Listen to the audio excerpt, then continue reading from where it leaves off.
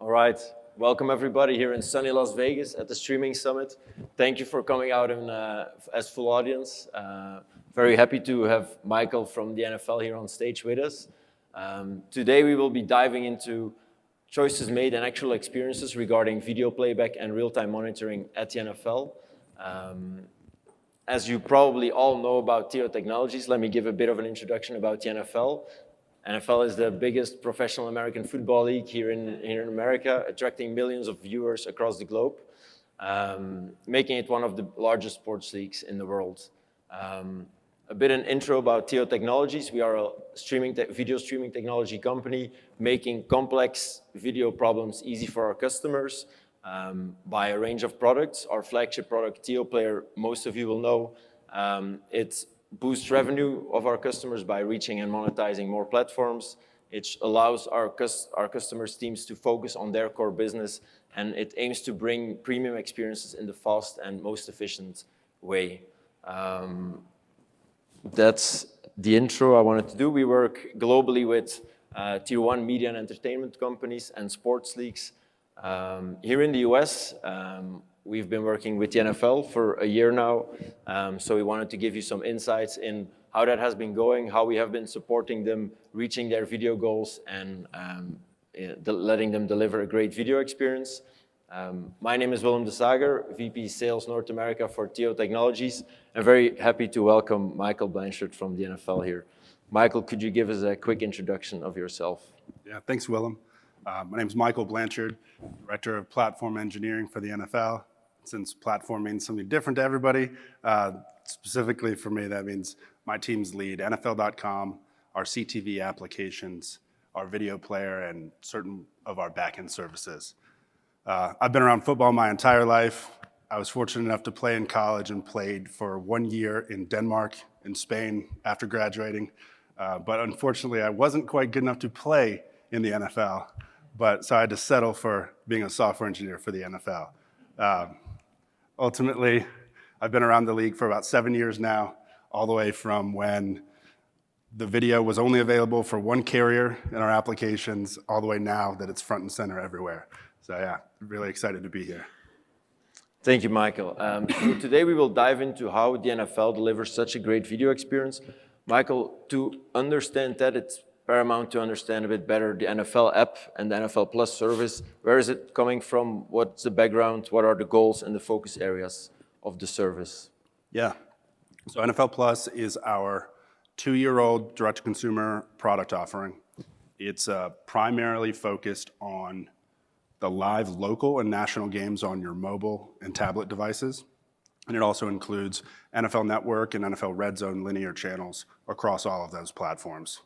And so you see here, we're really excited that we just launched about a week and a half ago a new mobile application where video is front and center in that experience. And we find, during the season, video is a pretty big part of our users' experience, roughly about half of that time spent in the app. And then NFL Plus being the primary way in which users are able to authenticate in and watch that content, but our apps also offer an interesting kind of one-stop shop that nobody else has, where you can log in with NFL Plus, like I said, of course, Sunday Ticket, all of your TV providers, Peacock, Paramount Plus, ESPN Plus, all really, so you can watch it all there.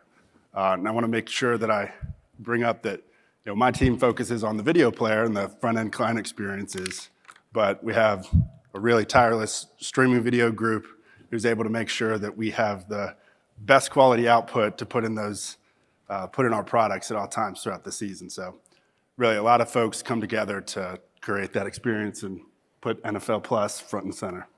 Okay, very cool. It's interesting how you mentioned that 50% of the time that the viewer watches the app is in the video player. I'm assuming a lot of the people in the room are working on the video streaming workflow, which is a big workflow, but it all comes together in the video player, right? All the protocols, the codecs, the ad insertion way, the DRM.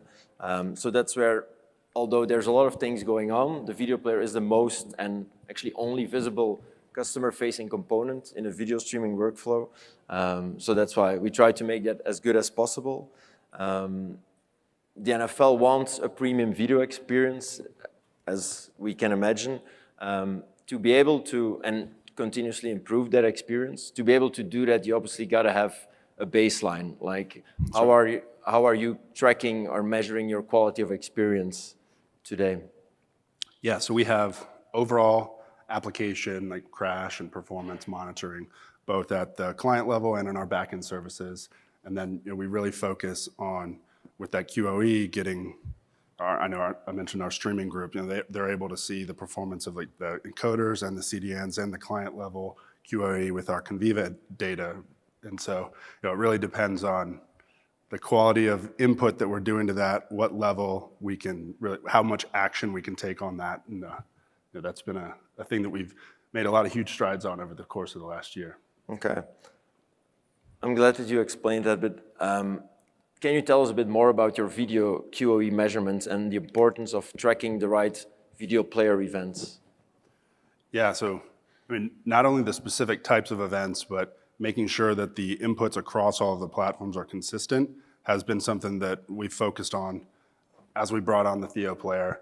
And so, whereas before we were spending a lot of time like tweaking and trying to identify where maybe some of the discrepancies lied across our different platforms. And so really making sure that those are the same so we can look at a single pane of glass to see across all of those platforms like I mentioned. But then making sure that we're hitting all of those core events and continuing to expand on this. Cool. I'm glad your teams now have these right data points and the integrations, the analytics integrations between the player and your analytics stack, so we can do the weekly retrospectives on how to improve your experience together with your teams and our teams, looking at the data itself and making actionable insights out of that. You mentioned earlier the NFL is all about the fan. Can you elaborate a bit on how that drove your technical decisions over the past years? Yeah, so like so many businesses, we want to focus on the things that are core to us, like creating the best home of football, the best fan football-based experience. And so we want to partner with folks who are, the best in their particular area. We say we like to partner with folks who can focus on the blocking and tackling, so we can be the quarterbacks of the overall fan experience. And a big piece of that is our cross-platform approach. We have utilized React Native to build our applications. Oh, we gotta get that screen back up. But everybody knows who we are already, so that's okay. Yeah. Sorry. That's all right. So we were talking about the technological decisions you've made. So you mentioned you want to be cross-platform, so you want to do React Native. Yeah. So like 6.5 years ago or so, we decided we knew we needed to be able to support more platforms with similar size team that we already had. And so we really doubled down we focused on React Native. For anybody who's not aware, React Native as a technology allows you to have a single JavaScript-based code that can power your iOS, Android, or even web applications. So from a single source of code, you can power all of those different platforms. And so that's the path that we took our independent iOS, Android, and web teams and merged them all together. And then the biggest piece that I was working on at that time was our new video player there, that it's utilized across all of our mobile applications, across NFL.com, all 32 of the club websites, and then later on, all of our connected TV apps as well. And so we knew we had to go in and build all of we built an abstraction layer within our code that allowed us to say, we manage the business logic around making sure who has access to what. We had our own UI controls, as well as ultimately, sorry, recovering from a cold still. So we have that abstraction layer that allowed the video player to be utilized across all of those platforms. And that's been really helpful for us. Okay, cool. It's great to hear that partners like Theo allow you to focus on your core business. That's what we aim to do. As the player is only one component in the end-to-end chain, we need to work well with other partners as well, like with your analytics service. Now that we've covered NFL app and NFL Plus service a little bit, can you dive a bit more into the technical choices that got you to today? Yeah, so we talked about the React Native approach and how we knew we needed to focus on having as minimal surface area to our code, but have, this is the React team's tagline is write once, deploy everywhere. And so that's really a core piece of how we've been able to accomplish the breadth of platforms and devices that we've been on. Yeah. And now we're presenting it here, so I'm assuming you made the right choice on the video player side as well. Can you tell us a little bit more on what you were looking for in a video player partner and how you approached it and how you made that decision? Yeah, so not to focus on the same thing, but we are a very small team, and so we knew that we needed to have not just all of the platform support, but a core part of that was having a singular interface across each of those platforms. And then another big piece there is we wanted a player where we wanted a partner whose core focus was on the player and all of the technology around that. And along with that, we have embedded partners along, like we mentioned Conviva, the different parts of our analytics, as well as our advertising ecosystem. And so we needed to know that the partner that we chose worked well with them, whether it was already an existing integration or was just open to doing that. And then obviously, of course, they need to be able to take care of the core features, supporting all of the formats, auto bit rate, everything like that. So those are really the important aspects that we had to look at as we were making that decision. Cool. And you mentioned earlier also the proactivity of our team. You liked. Can you tell us a little bit more on why you value that so much in a vendor? Yeah. So I mean, like I said, my team is really focused on the client development, both on the visuals on top of the player, as well as what you see around the rest of the application before you get into the video. And so we needed a partner who could teach us the things that we weren't aware of already about it. And so we found that over the last year, you mentioned with the weekly retros. And so from the time that we first started with the draft all the way through during the regular season and preseason, we would constantly meet. And now that we were given good inputs to that QAE metrics, we're able to see areas of opportunity and regularly improve the numbers week after week. And so, I mean, not just in those areas, but even in our code, whenever we were integrating it, y'all were able to take a look at what we were doing, and it worked out really nicely. And each of those connectors being open as well was really helpful, because if there was a slight difference in how we expected it, or maybe one of the pieces on our side was a little bit incompatible, we had the ability to go in and actually patch that, or create a pull request to the GitHub repo where it all existed. Yeah, those are very kind words, but also kudos to your team, because without the abstraction layer that your team had on top of all the video players, it would have been a much tougher player swap. I can imagine in the room there are some people in a similar position like you as well, who had players across platforms for years and see the challenges it has, but also see the challenges of swapping a full player swap. You've done it now a year ago. Can you share some of your experience on how you did it and lessons you've learned doing a player swap, and maybe any tips for people who are considering it? Sure. So I mentioned before that we have an abstraction layer within our code on top of the underlying video player. When we started that about 6.5 years ago, we were making a different transition at that time. So we knew that at some point again in the future, we might need to support two. Maybe it's just for a one-off kind of business dealing or whatever. Might have to have more than one underlying video player within our apps at the same time. And so we called it Play Action we sometimes like to have fun football names there.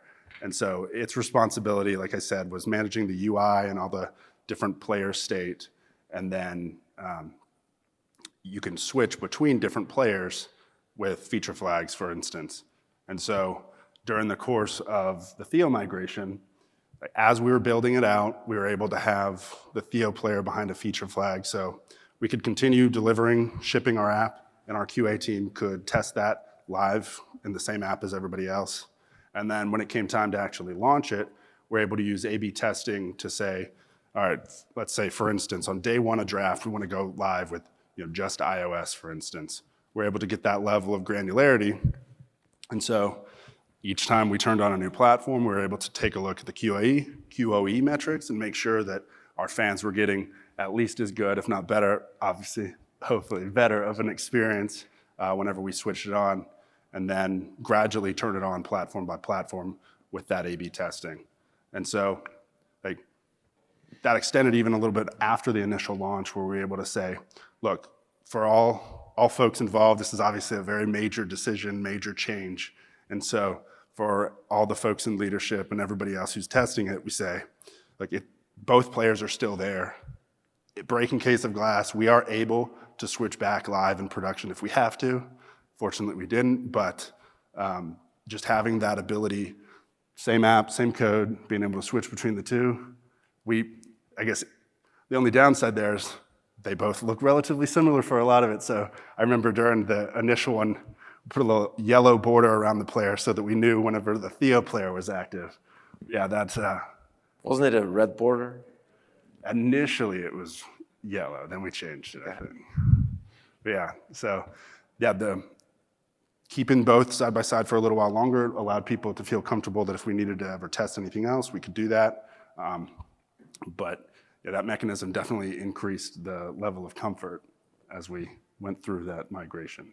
That's great to hear. It really brings me back to the draft of last year, which was a moment that we ported it over, and we had some of our European team even on calls at night, like making sure nothing went wrong, but it didn't, so that was great to see. Can you remind us, and maybe also people who are looking to do a player swap, like how long the integration took and how long it took to replicate the experience you had been building for the years before?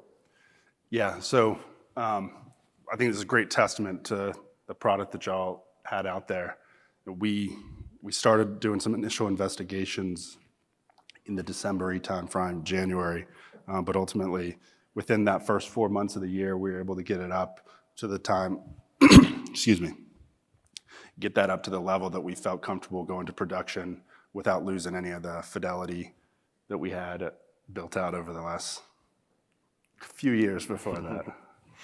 All right, and you were using React Native already for 6 years, you mentioned earlier.